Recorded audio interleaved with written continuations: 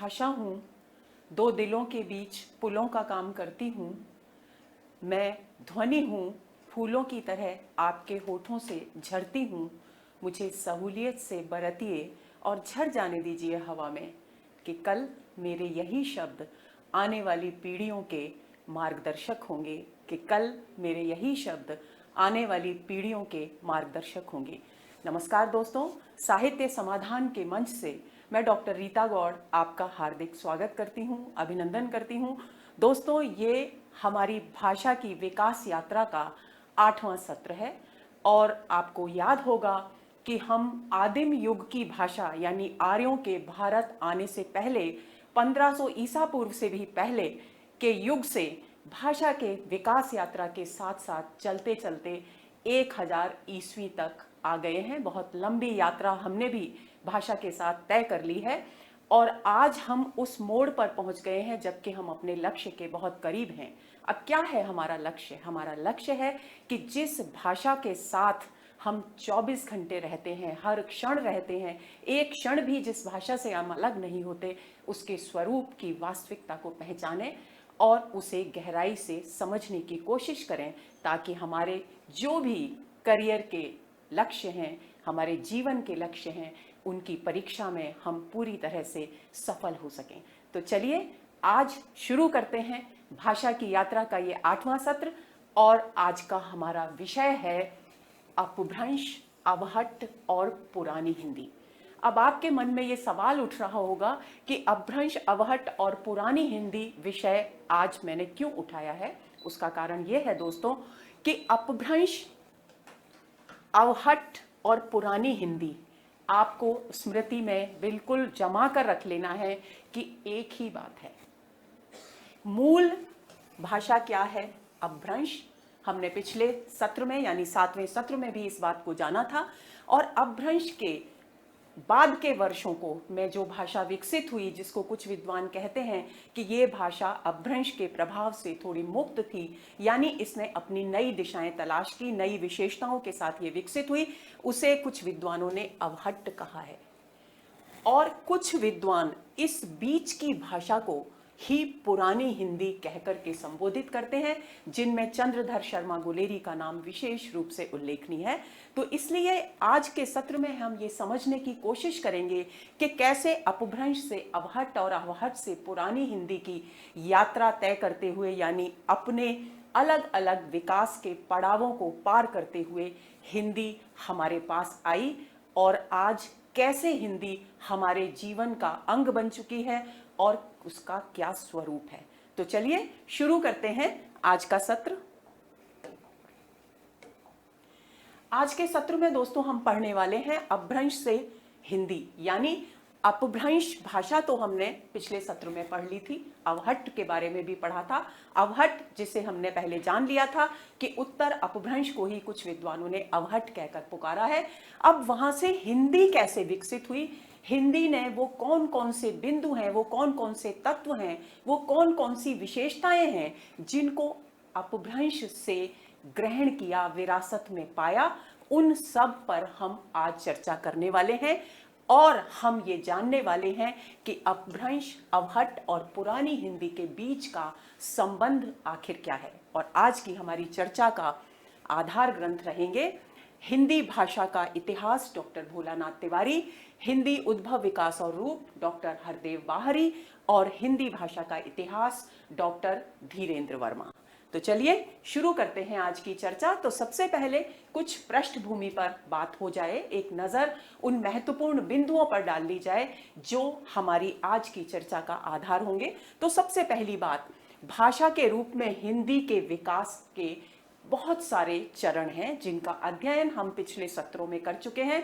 मैं यहाँ इन विकास के क्रमिक चरणों के माध्यम से आपको याद दिलाना चाहती हूँ कि वैदिक संस्कृत से लौकिक संस्कृत, लौकिक संस्कृत से पाली, फिर प्राकृत, फिर अपभ्रंश, फिर अवहट्ट और आज के इस सत्र तक हम इतने सारे क्रमिक पड़ावों को पार करते हुए भाषा की विकास यात्रा के साथ आ पहुंचे हैं।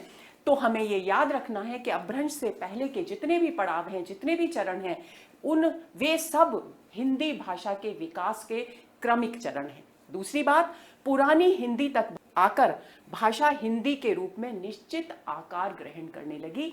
यानी अपभ्रंश के समय तक भाषा का जो स्वरूप था उसमें हिंदी ने जो विशेषताएं स्वीकार की वे विशेषताएं तो मौजूद थी, लेकिन उत्तर अपभ्रंश में आते आते, यानी जिसको कुछ विद्वान पुरानी हिंदी कहकर भी संबोधित करते हैं, वहां तक आते आते अपभ्रंश हिंदी के बहुत करीब आ गई। यानी हिंदी धीरे धीरे अपना आकार ग्रहण करने लगी।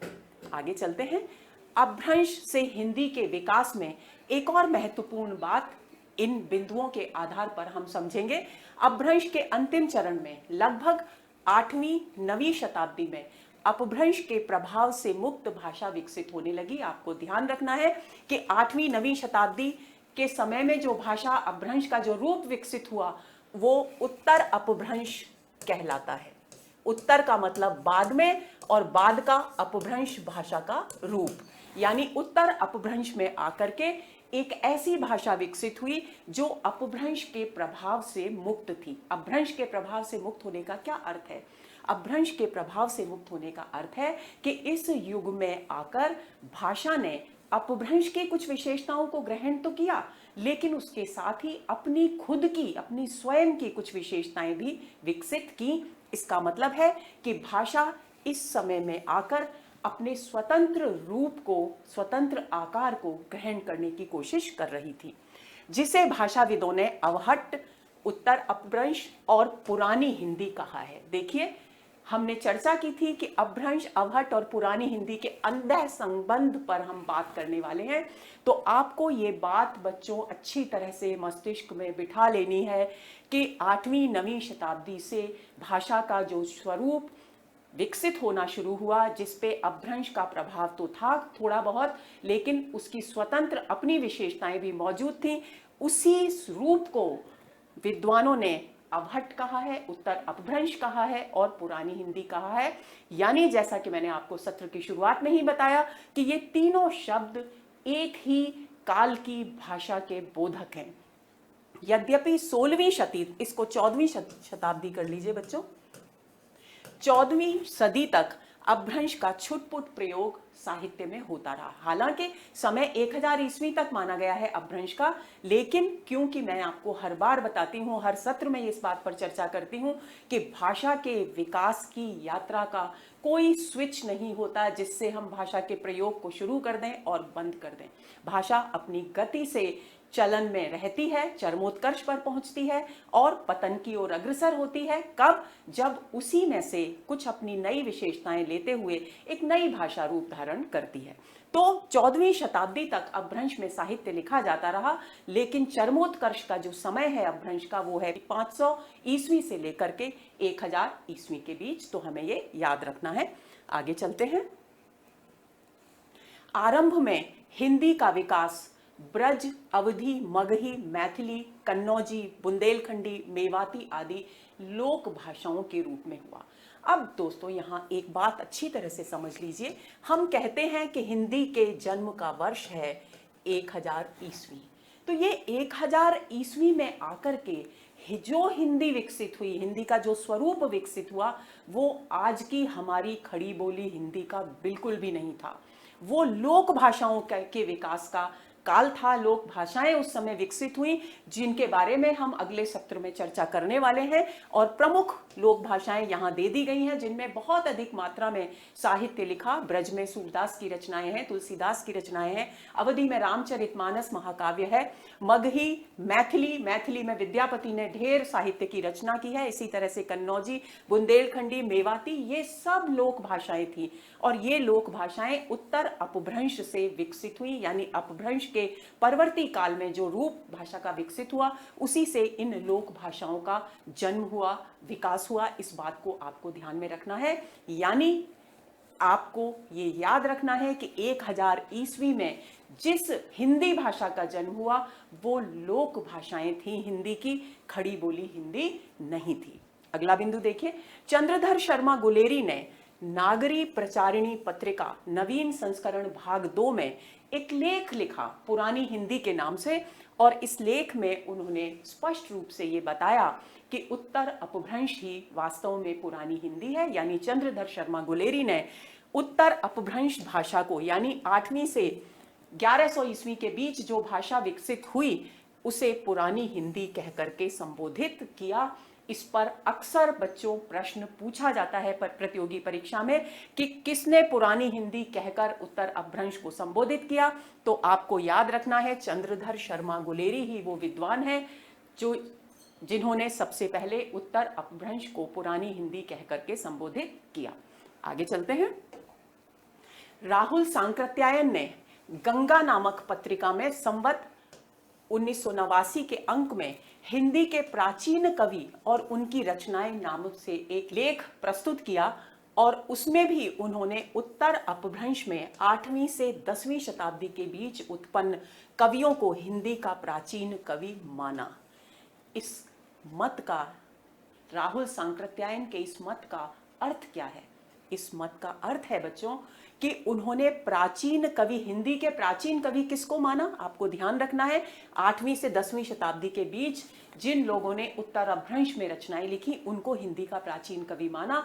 यानी उत्तर अपभ्रंश को राहुल सांकृत्यायन भी पुरानी हिंदी या प्रारंभिक हिंदी के रूप में स्वीकार करते हैं, जैसा कि चंद्रधर शर्मा गुलेरी ने भी स्वीकार किया। और अपभ्रंश को हिंदी का प्राचीन रूप माना। यहाँ उत्तर अपभ्रंश भी नहीं है, अपभ्रंश को ही उन्होंने हिंदी का प्राचीन रूप माना।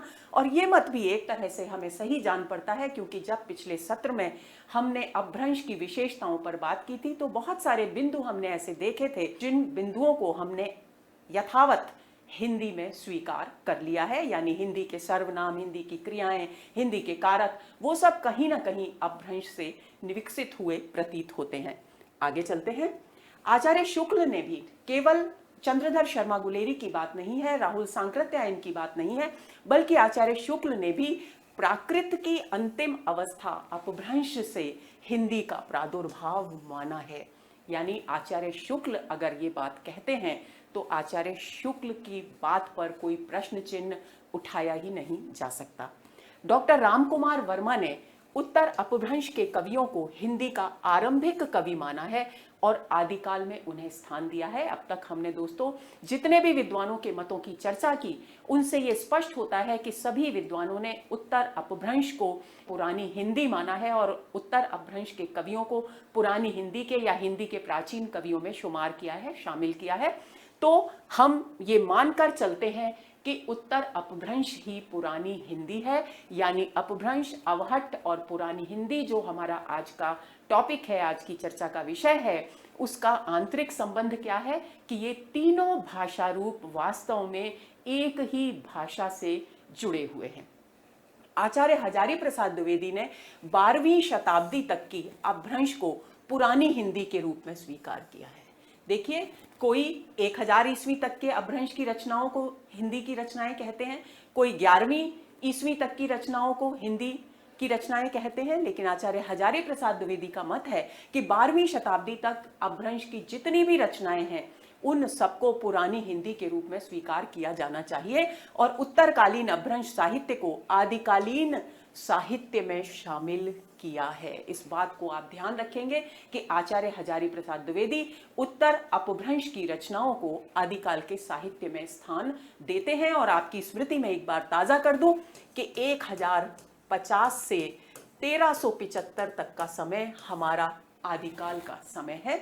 यानी 12वीं शताब्दी तक की रचनाओं की जब हजारी प्रसाद द्विवेदी बात करते हैं तो स्पष्ट रूप से आदिकाल की रचनाओं की बात करते हैं। आगे चलते हैं। इन्होंने तत्सम शब्द प्रधान उत्तर अपभ्रंश को पुरानी हिंदी माना है। एक और बिंदु आचार्य हजारी प्रसाद द्विवेदी ने प्रस्तुत किया कि अपभ्रंश का जो पूर्ववर्ती युग है, जो प्रारंभिक युग है, 5वीं, 6वीं, 7वीं शताब्दी, 8वीं शताब्दी तक भी, वहां तत्सम शब्दों का इतना अधिक प्रयोग देखने को नहीं मिलता।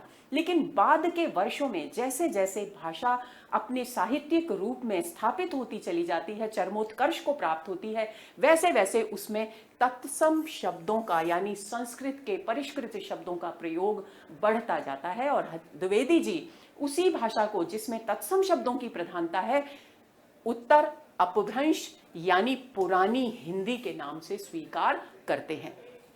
उत्तर अपभ्रंश से हिंदी के विकास के बीच की एक कड़ी है अवहट्ट। अब अवहट्ट, जैसा मैंने आपको बताया कि वैसे तो ये तीनों एक दूसरे के पर्याय हैं, लेकिन अगर हम इन्हें स्वतंत्र रूप से, पृथक रूप से देखें तो अपभ्रंश और पुरानी हिंदी के बीच इन दोनों को जोड़ने की जो कड़ी है वो है अवहट्ट। यानी अवहट्ट मैंने पिछले सत्र में भी बताया था, संधि काल की भाषा है। संधि काल की भाषा का मतलब होता है वो भाषा जो एक भाषा के युग के समाप्त होने और दूसरी भाषा के युग के प्रारंभ होने के बीच के समय में जन्म लेती है, उसे संधि काल की भाषा कहते हैं। आगे चलते हैं।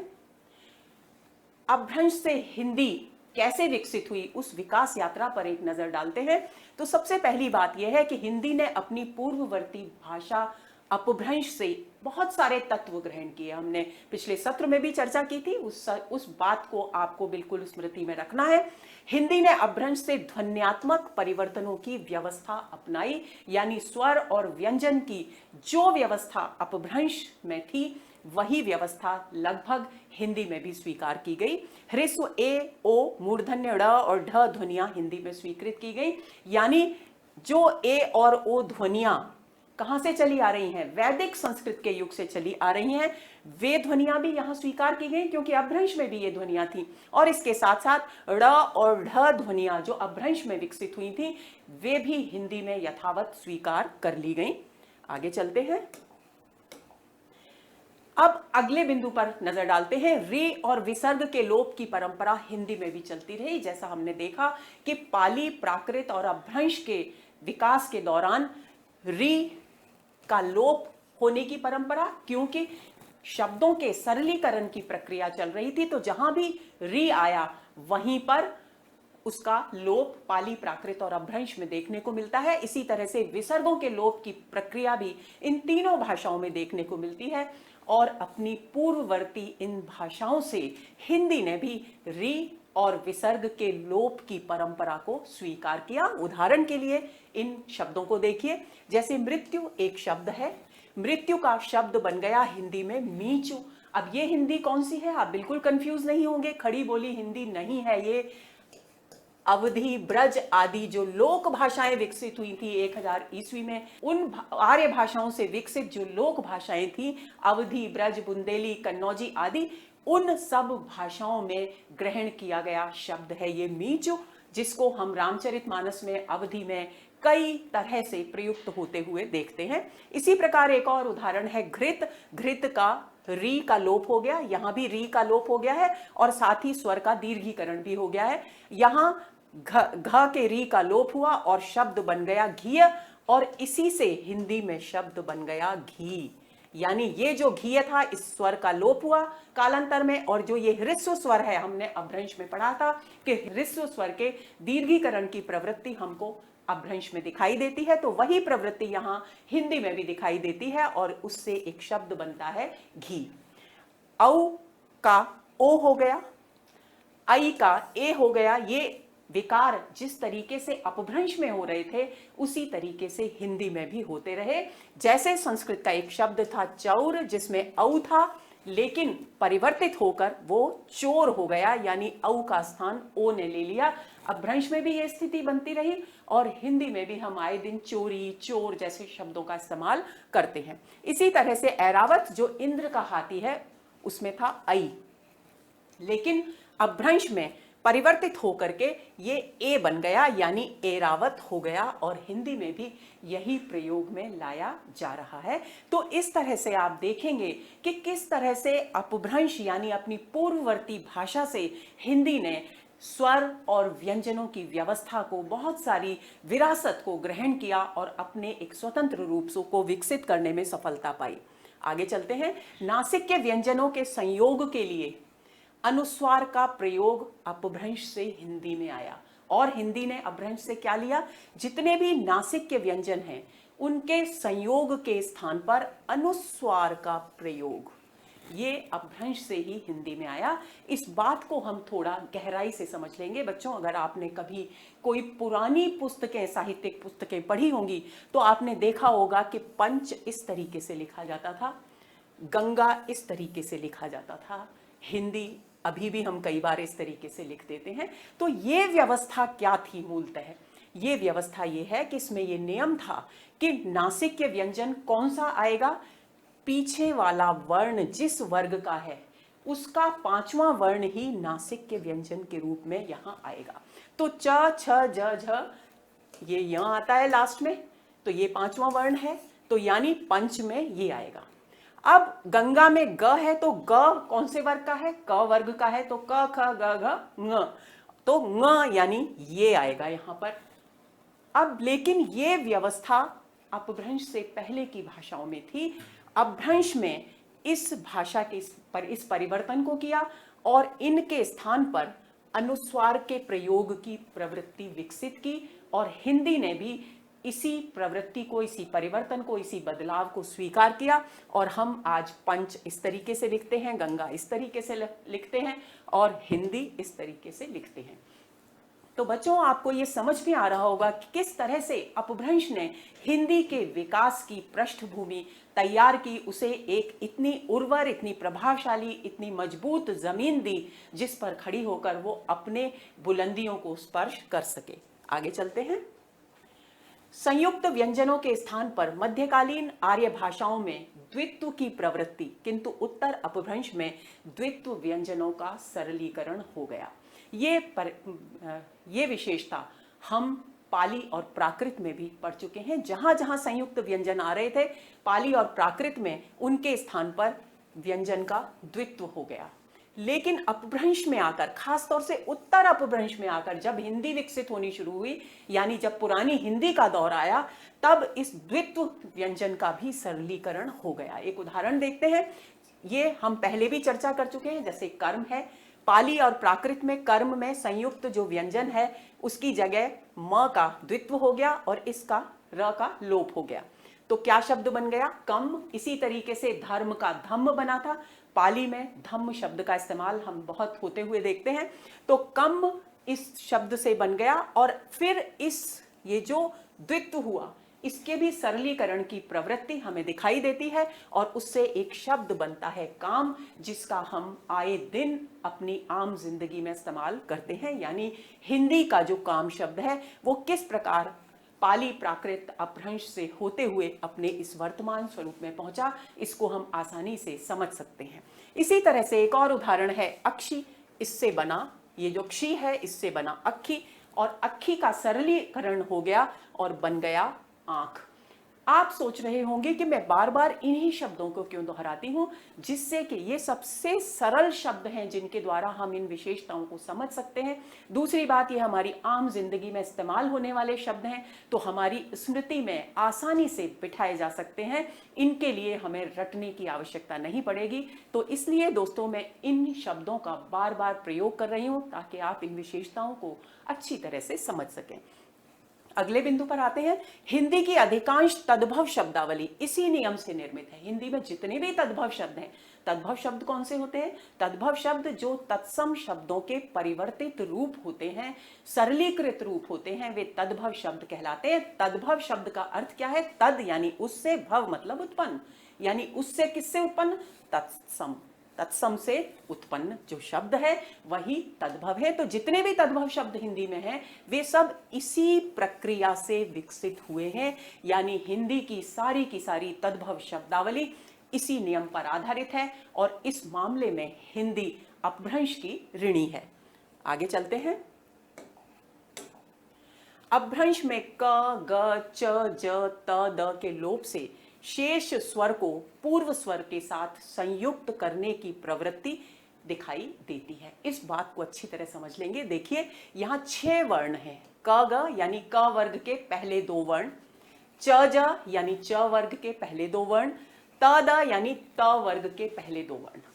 तो अपभ्रंश में यह प्रवृत्ति है कि इनका लोप होगा, विशेष परिस्थितियों में इनका लोप होगा, लेकिन इसमें जो स्वर है अ, उसका लोप नहीं होगा, केवल व्यंजन का लोप होगा। अब व्यंजन का लोप होने के बाद जो स्वर बचेगा उसका क्या होगा? तो अपभ्रंश में उस बचे हुए स्वर को पूर्व स्वर के साथ मिला देने की, संयुक्त कर देने की प्रवृत्ति हमको दिखाई देती है और ये प्रवृत्ति हिंदी में भी विकसित हुई। उदाहरण देखेंगे, जैसे शब्द है अंधकार। अब क्योंकि क आ गया तो क का लोप हो गया, शब्द क्या बचा? अंध आर, क्योंकि क में जो स्वर है वो क्या है? आ। अब इस ध में भी अस्वर है और ये भी आ स्वर है, तो क्या होगा? अपभ्रंश के नियम के अनुसार ये दोनों स्वर एक हो जाएंगे, संयुक्त हो जाएंगे और शब्द क्या बन जाएगा? अंधार। यानी ध के आ में ही ये आ भी शामिल हो गया और शब्द बन गया अंधार। और इसी अंधार से हमारी हिंदी का एक शब्द विकसित हो गया कालांतर में, अंधेरा, जिसको हम आसानी से बोल सकते हैं क्योंकि भाषा हमेशा कठिन से सरल की ओर जाती है। आगे चलते हैं। अपभ्रंश में 3 कारकीय रूप शेष रहे, कर्ता कर्म, करण अधिकरण, संप्रदान अपादान और संबंध। इनकी चर्चा हमने पिछले सत्र में भी विस्तार से की थी और कालांतर में इन्हीं कारकों से, जिनको हम परसर्ग भी कहते हैं, इन्हीं कारकों से किसका विकास हुआ? हिंदी के कारकों यानी परसर्गों का भी विकास हुआ। परसर्ग और कारक एक ही बात है, आप बिल्कुल भी इस शब्द के लिए कंफ्यूज ना हो। आगे चलें। अब अपभ्रंश हमने पिछले सत्र में पढ़ा था, उकार बहुला भाषा है। उकार बहुला भाषा का मतलब है कि हर वर्ण के अंत में, हर शब्द के अंत में कहना चाहिए, हर शब्द के अंत में ऊ ध्वनि आती है, इसलिए उकार बहुला भाषा कहा जाता है। और इसका प्रभाव हिंदी की बोलियों, कौन सी लोक भाषाएं जो 1000 ईस्वी के बाद विकसित हुई, ब्रज और अवधि आदि बोलियों में भी पड़ा। जो बच्चे भरतपुर क्षेत्र से हैं वो इस बात को अच्छी तरह से समझ सकते हैं कि किस प्रकार ब्रज भाषा में उकार बहुलता देखने को मिलती है। जैसे मन के लिए ब्रज भाषा में शब्द होगा मनु, मनु नाय लगे रहो। रामू, राम को क्या बोलेंगे? रामू, यानी ऊ वर्ण हर जगह, ऊ ध्वनि हर शब्द के अंत में। काल के लिए कालू। तो ये उकार बहुलता है जो हमारी लोक भाषाओं में, जो उत्तर अपभ्रंश से विकसित हुई, उनमें भी ये प्रवृत्ति देखने को मिलती है और खास तौर पर ब्रज और अवधि में भी देखने को मिलती है। अब इस उकार बहुलता की बात अगर हम खड़ी बोली के संदर्भ में करें, खड़ी बोली कौन सी भाषा है? हिंदी का वो रूप जिसे हम आज प्रयोग में लाते हैं। अवधि और ब्रज भाषाओं के बाद का विकसित जो रूप है वो है खड़ी बोली। तो हम कैसे बोलते हैं? जाता है, खाता है, यानी खड़ी बोली कैसी है? आकार बहुला भाषा, यानी उसमें हर शब्द में आ शब्द, आ ध्वनि निहित रहती है। तो ये परिवर्तन धीरे धीरे आया, लेकिन प्रारंभ में जब हिंदी विकसित होनी शुरू हुई 1000 ईस्वी के बाद, तो ये उकार बहुलता अवधि और ब्रज भाषाओं में भी देखने को मिलती है। महाप्राण ध्वनियों के स्थान पर ह के प्रयोग की प्रवृत्ति, इसको हमने 7वें सत्र में भी पढ़ा था और यही उदाहरण मैंने वहां आपको भी दिया था कि कथा से ये महाप्राण ध्वनि है, इससे कहा बन गया, कहा से कहनी बन गया अवधि में, और फिर खड़ी बोली में बन गया कहानी। तो इस तरह से बहुत सारी ऐसी विशेषताएं हैं बच्चों जो उत्तर अपभ्रंश से हिंदी की लोक भाषाओं ने विकसित की हैं, विरासत में प्राप्त की हैं। यानी अगर हम ये कहें कि अपभ्रंश के सुदृढ़ आधार के बिना हिंदी के भवन का, हिंदी की इमारत का बनना नामुमकिन था, तो कोई गलत बात नहीं होगी। आगे चलें। अपभ्रंश में 2 लिंग स्वीकार किए गए, पुल्लिंग और स्त्रीलिंग, यानी संस्कृत का नपुंसक लिंग का बिल्कुल लोप हो गया। इसी तरह से द्विवचन का भी लोप हो गया। संस्कृत में 3 वचन थे, एक वचन, द्विवचन और बहुवचन, लेकिन यहां पर द्विवचन का भी लोप हो गया। केवल एक वचन और बहुवचन ही शेष रहे और हिंदी में इस भी इन दोनों विशेषताओं का प्रभाव देखने को मिलता है। यानी हिंदी में भी 2 ही लिंग स्वीकार किए जाते हैं और 2 ही वचन स्वीकार किए जाते हैं। अब हिंदी में जितने भी सर्वनाम हैं वो सारे के सारे सर्वनाम अपभ्रंश से विकसित हुए। उदाहरण के तौर पर हऊं, हऊं से ब्रज भाषा में विकसित हुआ हों। मई से विकसित हुआ मैं, जो कि ब्रज भाषा में भी है, अवधी में भी कहीं कहीं देखने को मिलता है, और खड़ी बोली में तो हम बोलते ही हैं। तो इस तरह से हिंदी के जो सर्वनामों की व्यवस्था है वो भी हिंदी ने अपभ्रंश से ही प्राप्त की। अपभ्रंश से हिंदी के पुरुषवाची सर्वनाम भी विकसित हुए, जैसे उदाहरण के तौर पर तुहु जो अपभ्रंश का शब्द था उससे तुम विकसित हुआ, तुम्हें से तुम्हें विकसित हुआ, खड़ी बोली में भी हम तुम्हें बोलते हैं। तुझ से तुझ विकसित हुआ, जो कि हम खड़ी बोली में भी बोलते हैं। आगे चलें। अदस संस्कृत का शब्द था। अदस से अपभ्रंश में विकसित हुआ ओ, ओह और ओई, और अवधि में ये तीनों के तीनों ऐसे ही सर्वनाम चलते रहे, यानी अपभ्रंश में भी यही चले, और अवधि यानी लोक हिंदी जो थी, जो हिंदी का प्रारंभिक स्वरूप था, उसमें भी यही चलता रहा। लेकिन खड़ी बोली हिंदी तक आते आते यह अदस शब्द ओ, ओह, ओई से होकर विकसित होता हुआ वह में बदल गया, जिसे हम आज भी स्वीकार करते हैं। यानी ये बात निर्विवाद है बच्चों कि अपभ्रंश अवहट्ट और पुरानी हिंदी के बीच गहरा संबंध है, और उसी संबंध के बलबूते पर खड़ी बोली हिंदी विकसित हुई है। इसी तरह से को, के, कवन, इन तीन से कौन शब्द हिंदी में विकसित हुआ। अप, अपणय और सब, इससे आप विकसित हुआ, इससे अपना विकसित हुआ, यानी य का लोप हो गया, ण का न में परिवर्तन हो गया, और मुख सुख की वजह से, अपन की वजह से ये स्वर जो द्वित्व है ये द्वित्व के स्थान पर एक हो गया, और न होने से इसका दीर्घीकरण हो गया और अपना शब्द विकसित हो गया। इसी तरह से सब में द्वित्व का सरलीकरण होकर के सब शब्द बन गया। इस प्रकार सारे सर्वनामों की जो व्यवस्था है वो हिंदी ने अपभ्रंश से ही प्राप्त की। अपभ्रंश के सार्वनामिक विशेषण, केवल सर्वनाम ही नहीं बल्कि सार्वनामिक विशेषण जैसे जैस, कैस, तैस, ऐस, ये सब अवधि में ऐसे कैसे आ गए। अवधि भाषा में इन सारे सार्वनामिक विशेषणों को यथावत ऐसे के ऐसे रूप में स्वीकार किया गया, और इन्हीं से कालांतर में हिंदी में, परिनिष्ठित हिंदी में यानी खड़ी बोली हिंदी में क्या विकसित हुआ। जैस से जैसा, कैस से कैसा, तैस से तैसा, ऐस से ऐसा, ये जितने भी शब्द हैं, जैसा, कैसा, तैसा, ऐसा, ये सभी के सभी शब्द मूलतः अपभ्रंश के सार्वनामिक विशेषणों से विकसित हुए। अपभ्रंश के इसी तरह से अपभ्रंश के एतिक, केतिक और जेतीय, ये जो शब्द थे, इनसे हिंदी में क्या विकसित हुआ। इनसे हिंदी में विकसित हुआ इतना, केतिक से कितना, और जेतीय से जितना, यानी ध्वनियों की, शब्दों की जो पूरी की पूरी व्यवस्था है वो हिंदी ने अपभ्रंश से विरासत में स्वीकार की, और क्रमशः अपने साहित्यिक रूप में स्वरूप निर्धारित करते हुए उसने समय के साथ साथ अपने रूप को बदला। लेकिन प्रारंभ में जो व्यवस्था उसने पाई वो अपभ्रंश से ही पाई। अब अपभ्रंश के बहुत सारे ऐसे संख्यावाची विशेषण हैं जो हिंदी में उनसे ही विकसित हुए। जैसे अपभ्रंश के ये संख्यावाची विशेषण दे रखे हैं और ये हिंदी के हैं। देखिए, अपभ्रंश में एक था, हिंदी में एक हो गया। अपभ्रंश में दुए था, हिंदी में दो हो गया। अपभ्रंश में दुज्जा था, हिंदी में दूजा हो गया। अपभ्रंश में तिगुण था, हिंदी में तिगुना हो गया, हम आज भी बोलते हैं।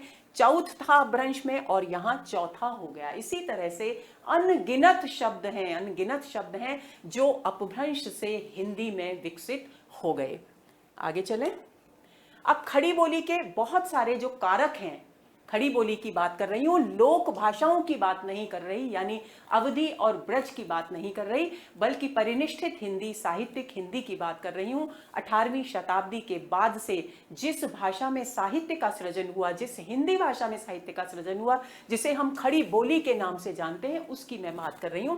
तो उसमें जितने भी परसर्ग हैं यानी कारक हैं, उनका मूल आधार भी अपभ्रंश है। जैसे अपभ्रंश के सहु से कारक जन्मा, महू से मैं जन्मा, केरय से का जन्मा। तो इस तरह से कारकों की व्यवस्था भी हिंदी में कहां से आई, अपभ्रंश से ही विकसित होकर आई।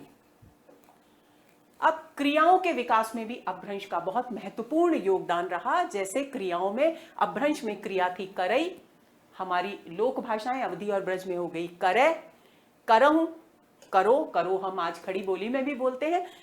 करु, मारो, करहु आज्ञार्थ क्रियाएं थी कि करो, आज्ञा जब देते हैं तो उसके लिए प्रारंभ में हमारी लोक भाषाओं में ये शब्द इस्तेमाल होते थे, करु, मारहु, करहु, जो अपभ्रंश से आए थे और इनसे ही क्रमशः हिंदी में विकसित हुए, खड़ी बोली हिंदी में करो, मारो आदि शब्द आदि क्रियाएं विकसित हुई। इन्हीं से करो, मारो जैसे खड़ी बोली के आज्ञार्थ क्रिया रूप भी विकसित हुए। इस बात को आपको ध्यान में रखना है।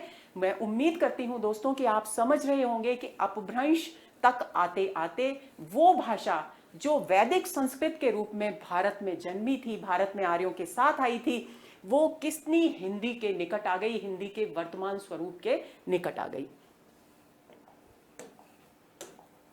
अपभ्रंश की जितनी भी प्रेरणार्थक क्रियाएं हैं वो सब हिंदी में यथावत ग्रहण कर ली गई। प्रेरणार्थक क्रियाएं यानी उसे पढ़ाओ, पढ़वाओ, उसे दौड़वाओ, हम प्रेरणा देकर किसी से कोई काम करवाते हैं तो वो क्रियाएं प्रेरणार्थक क्रियाएं होती हैं। अपभ्रंश में क्रियाएं थी करावई, बैठाव, पढ़ाव आदि, जिनसे खड़ी बोली में क्या विकसित हुआ, करावई से कराओ, बैठाव से बिठाओ और पढ़ाव से पढ़ाओ आदि क्रियाएं विकसित हो गई।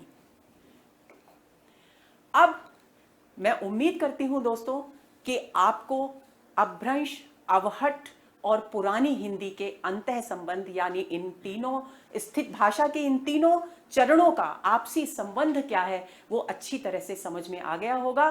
संक्षेप में बस इतना ही समझना है दोस्तों आपको कि अपभ्रंश, अवहट्ठ, पुरानी हिंदी ये ऊपर से देखने पर विस्तृत रूप में, स्थूल रूप में ये एक ही भाषा के भिन्न भिन्न रूप हैं, यानी अपभ्रंश के अलग अलग चरण हैं।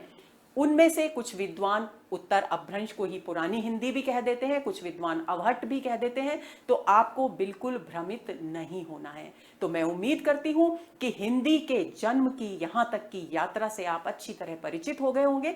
तो चलिए अब इस पर आधारित कुछ प्रश्नों पर नजर डालते हैं। तो पहला प्रश्न है, किस भाषा को उत्तर अपभ्रंश और पुरानी हिंदी कहा गया है? शुरू से लेकर आखिर तक आज के सत्र में यही शब्द छाया रहा है, तो मुझे पूरा विश्वास है कि आप सही उत्तर पर चिन्ह लगाएंगे। अपभ्रंश, अवहट्ठ, प्राकृत या पाली, किस भाषा को उत्तर अपभ्रंश और पुरानी हिंदी कहा गया है? तो बी ऑप्शन यहां सही है, क्योंकि अवहट्ठ के लिए यह शब्द इस्तेमाल किया गया है। आगे चलते हैं। किस विद्वान ने उत्तर अपभ्रंश को पुरानी हिंदी माना है? इसकी चर्चा हमने सत्र की शुरुआत में ही कर ली थी। तो चंद्रधर शर्मा गुलेरी, आपको याद होगा, जिन्होंने पुरानी हिंदी शीर्षक से एक लेख लिखा था, नागरी प्रचारिणी पत्रिका में प्रकाशित हुआ था, और उसमें उन्होंने उत्तर अपभ्रंश के लिए पुरानी हिंदी शब्द का इस्तेमाल किया था। तो सी विकल्प यहां पर सही उत्तर है। आगे चलते हैं। निम्नलिखित में से कौन सा शब्द संयुक्त व्यंजनों के सरलीकरण का उदाहरण है? यहां आपको थोड़ा सा दिमाग पर जोर डालना पड़ेगा कि हम क्या पूछा जा रहा है आपसे, कौन सा शब्द संयुक्त व्यंजनों के सरलीकरण का काम है, उदाहरण नहीं है। और दूसरा आपको क्या ध्यान रखना है, उदाहरण नहीं है, नहीं पूछा जा रहा है। तो काम हमने देखा था कि किससे बना था, अपभ्रंश के कम से बना था, जो पाली प्राकृत में भी कम ही था। कम किसका बदला हुआ रूप था? संस्कृत के कर्म का बदला हुआ रूप था। आंख इससे विकसित हुआ था, अक्षी से विकसित हुआ था अक्खी, यानी यहां भी संयुक्त व्यंजन है, यहां भी संयुक्त व्यंजन है, इससे ये आंख बना, यानी ये दो शब्द तो नहीं है। तीसरा शब्द है हाथ, जो संस्कृत में था हस्त, उसके बाद हो गया हथ,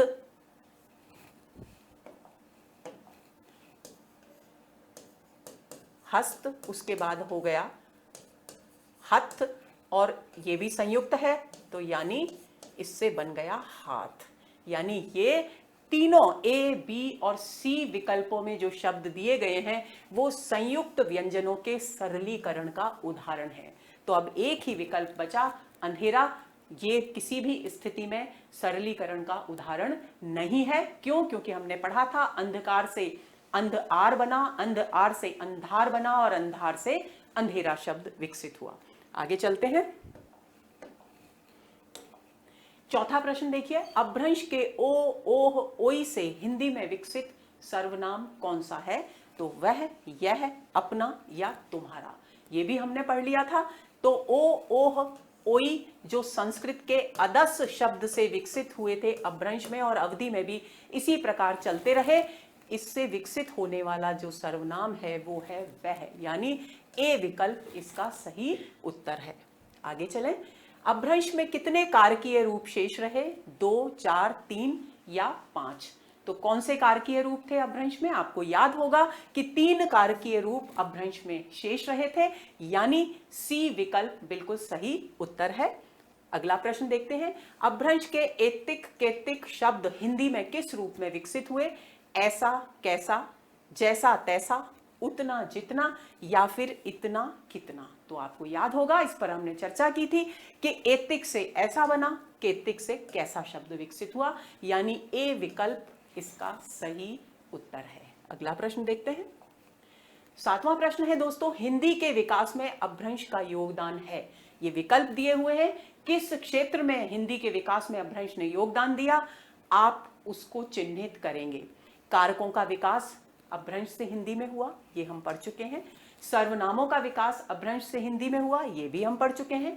संख्यावाची विशेषणों और क्रियाओं का विकास अपभ्रंश से हिंदी में हुआ, ये भी हम पढ़ चुके हैं। यानी ये तीनों विशेषताएं बिल्कुल सही हैं, तीनों विकल्प बिल्कुल सही हैं, यानी कि चौथा विकल्प सही उत्तर है, डी ऑप्शन, क्योंकि ये सारी की सारी विशेषताएं हिंदी ने अपभ्रंश से विरासत में पाई। तो बच्चों, ये हुआ हमारा आज का 8वां सत्र। इसके बाद हम चर्चा करेंगे अगले सत्र में खड़ी बोली के उद्भव और विकास की बहुत संक्षिप्त चर्चा, फिर राजभाषा पर चर्चा करेंगे, राष्ट्रभाषा पर चर्चा करेंगे, जिन पर अक्सर प्रतियोगी परीक्षाओं में प्रश्न पूछे जाते हैं। तो तैयार रहिए पढ़ने के लिए, समझने के लिए और अपनी भाषा से संबंधित सारी समस्याओं के समाधान पाने के लिए। उसके बाद हम या तो रचनाएं उठाएंगे या फिर आदिकाल पर यानी हिंदी साहित्य के इतिहास पर बातचीत शुरू करेंगे। तो प्रतीक्षा में रहिए और आनंद से पढ़िए। धन्यवाद।